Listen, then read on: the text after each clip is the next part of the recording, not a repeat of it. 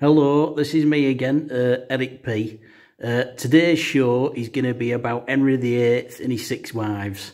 It is quite technical. He did speak French and Latin, but for the purposes of today's video, I've decided to do it in English.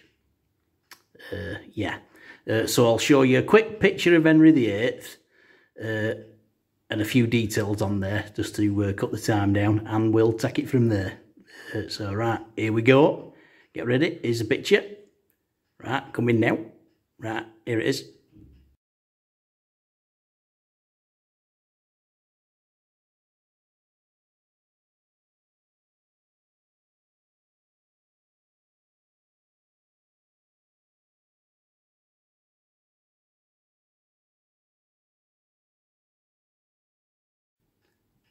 Right, well that was a picture of Venthe E. He does look a lot like Eric Bristow. I think he did have an eye for the ladies in old London, did Henry VIII. Good chance that Eric Bristow is actually related to him, probably. I can definitely see a likeness. You know, could be the real King of England, you never really know. Right, well what I'm going to do is we'll look at each individual wife and we'll go through the details and I'll give a quick rundown of kind of how the marriage went with each of them. We'll take it from there, just to be historically correct. Although the conversations might not be 100% the way they happened, I may use a little bit of creative license. You'll see where I've done that, probably. Right, well, I'll show you a quick picture of Katherine of Aragon, and again with a few details, and then we'll take it from there. So, right, here's the picture.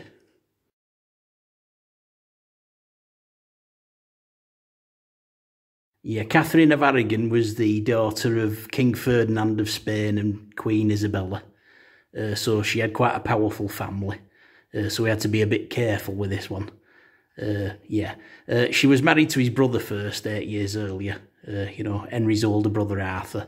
But after that, she married Henry. He took a liking to her, so he married her in 1509 after becoming king.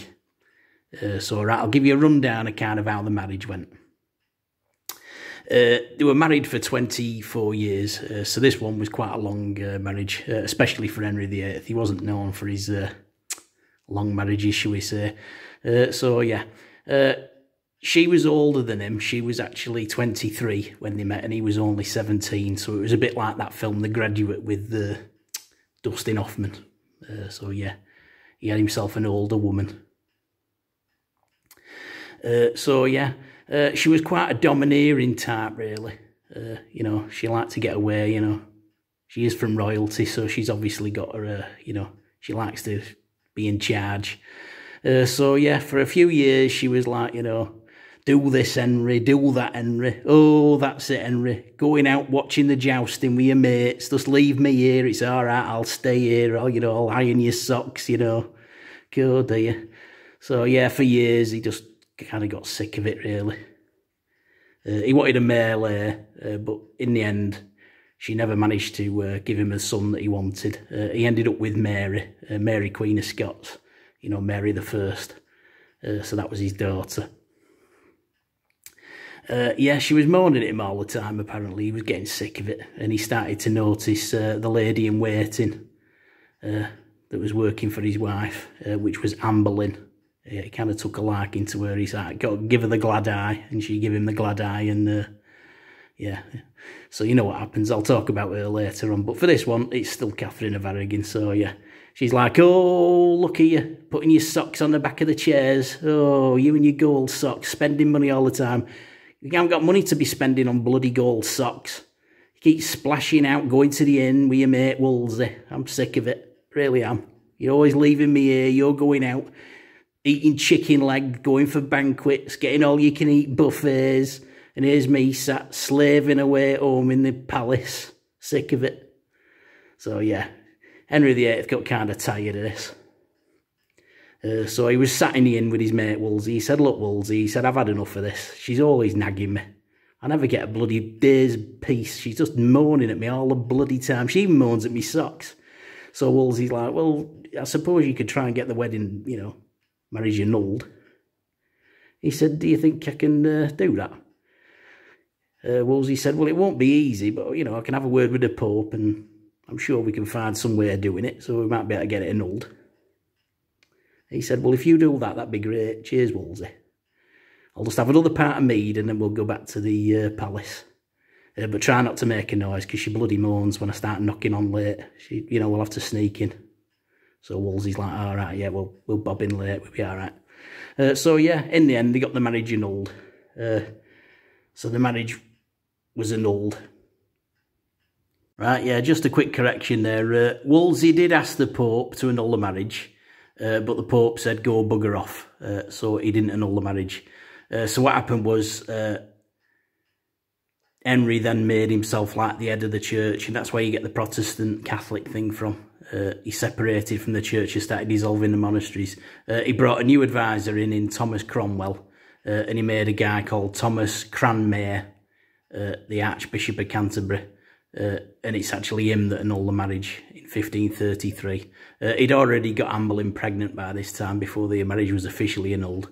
And as far as Rome was concerned, Henry was still married, but he didn't care. He just started doing his own thing. So, right, we'll have another quick splice here, and then I'll start talking about Anne Boleyn. So here it comes. Yep.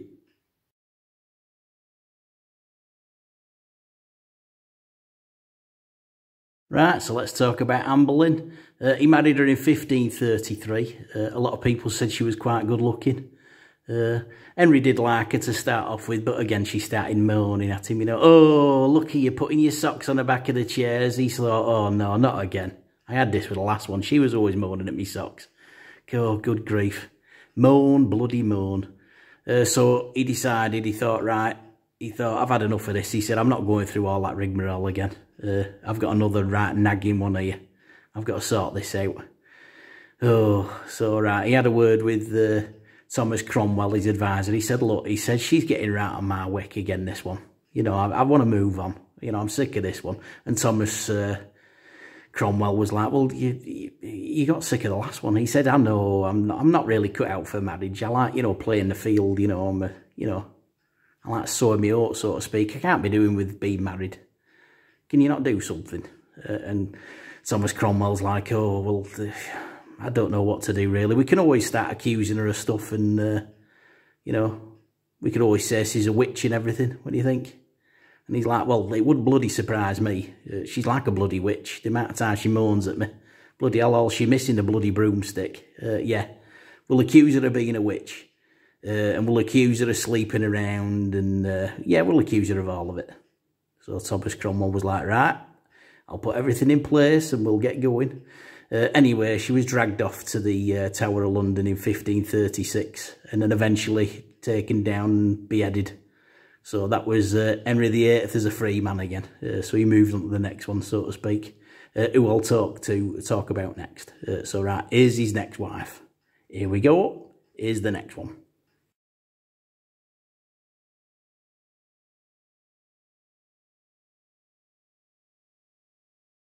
Right, yeah, Henry VIII's next wife was Jane Seymour. He actually liked Jane Seymour. This marriage actually went quite well. He used to go home and he used to put his socks over the chair and she'd be like, oh, you know, those socks are really nice. They suit you, Henry, you know. What, you like me socks? Yeah, I think they're really nice. They really bring out your eyes. So Henry thought, oh, this is definitely the one for me, this. She'd be saying things like, why don't you go out with your friends and go and have a part of mead and things, you know. I don't mind waiting here, you go out if you want. And he was like, flipping heck, this is good, this. So he really enjoyed this marriage. Jane Seymour he actually cared about. He was very happy with Jane Seymour. He married her in 1536, but unfortunately in 1537, after she got pregnant with a male heir, which was Edward VI, she had complications during the birth. She died during the birth. So Henry was quite upset about this one because he really did like Jane Seymour. So yeah, Edward VI became the king, obviously. So yeah, that was his first male heir, so to speak. So yeah, that marriage went really well. He was really happy with Jane Seymour. So not much to say about this one.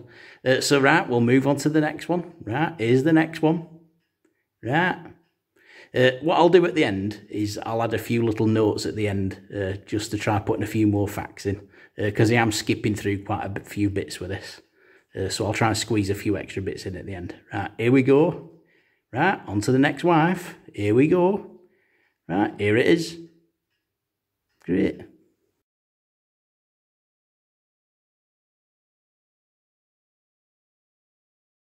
Yep, we're up to wife number 4 now.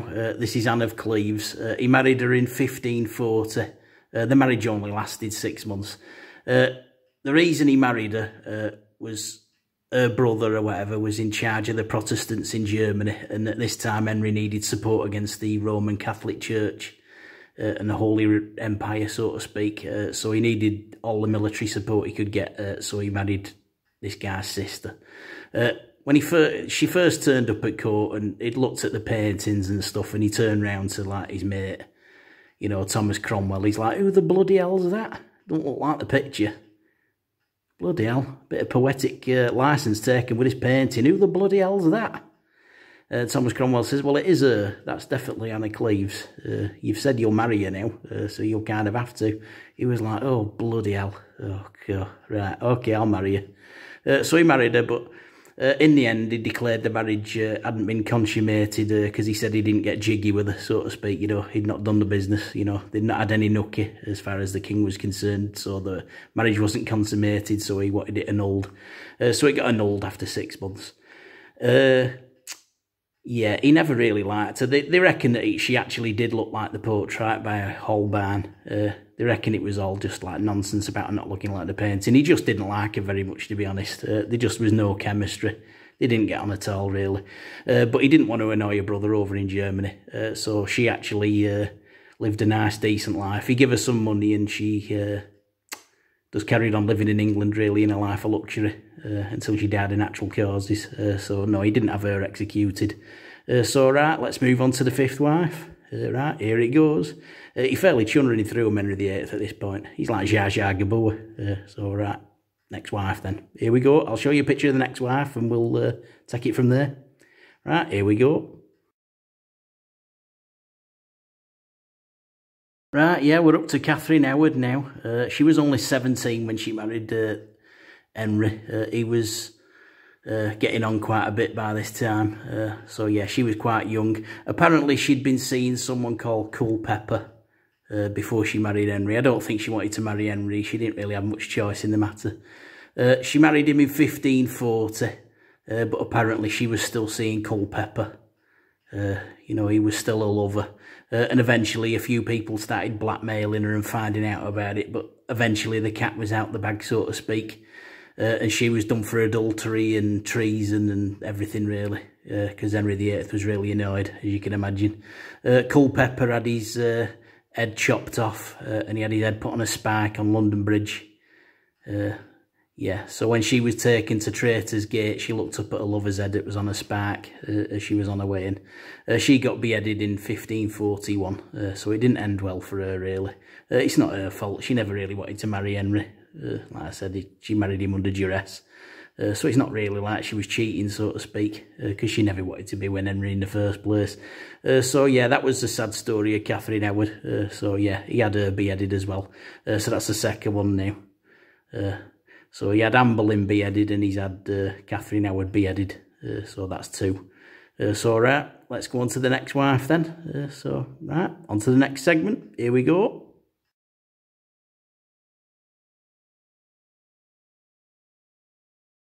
Right, yeah, we're up to Henry's 6th wife now, his final wife, Katherine P. He married her in 1543, and he was married until 1547. This time, she actually outlived him. He died in 1547, and she was temporarily in charge, so to speak, until Edward VI took over as king, but he only lasted a few years. He died in 1553. So not a long reign for him, really. Yeah, she got married another 4 times. So she actually outlived him. She did quite well, and they did get on quite well together. So that's right. That's the main bulk of the history there. What I'll do now is I'll move to a little splice, and then I'll fill you in with a few little extra details, just to make this historically correct. Right, I'll add them now. Here they come. Right, coming. Here they are. Yep.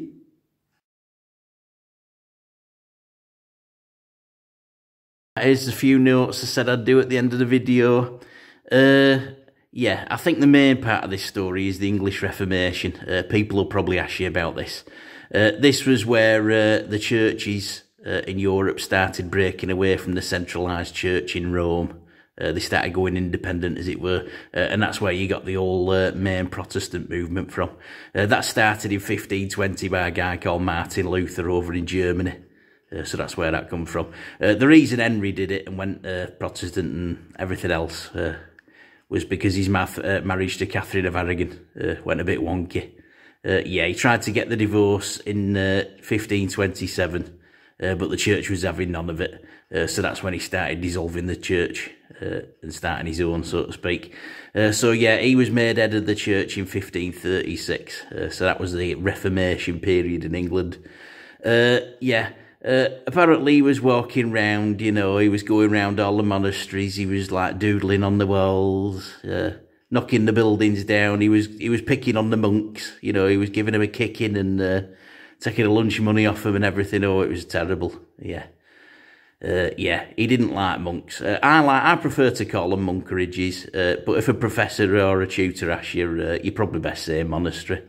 Because a lot of people don't like the term monkerage, even though I think it sounds better. So yeah, that was the main cut and thrust of it. Wolsey, of course, was thrown out. After the marriage didn't get annulled, he chucked Wolsey out. So Wolsey got sent back to York as the Archbishop of York. Of course, Edward VI, who was Jane Seymour's son, took over. He took over in 1547. But he wasn't in charge very long because he died age 15 in 1553. So that was the end of that. That's when Mary took over and she ruled until 1558. Mary, of course, was the daughter of Katherine of Aragon. And then Elizabeth I muscled away in, so to speak. And she took over in 1558. Yeah, so she was in charge from 1558 till 1604. And when she died in 1604, that was the end of the Tudor period. So if you see any houses or anything in the UK, anything after 1604, that's no longer the Tudor period. So yeah, that's pretty much everything for today. I think I've covered it all. I think you've learnt a little bit, you know, a few bits today. I think I'm quite good at this sort of thing. Yeah. Right, well, hope to see you next time. Right. Hope you enjoyed the show. Bye.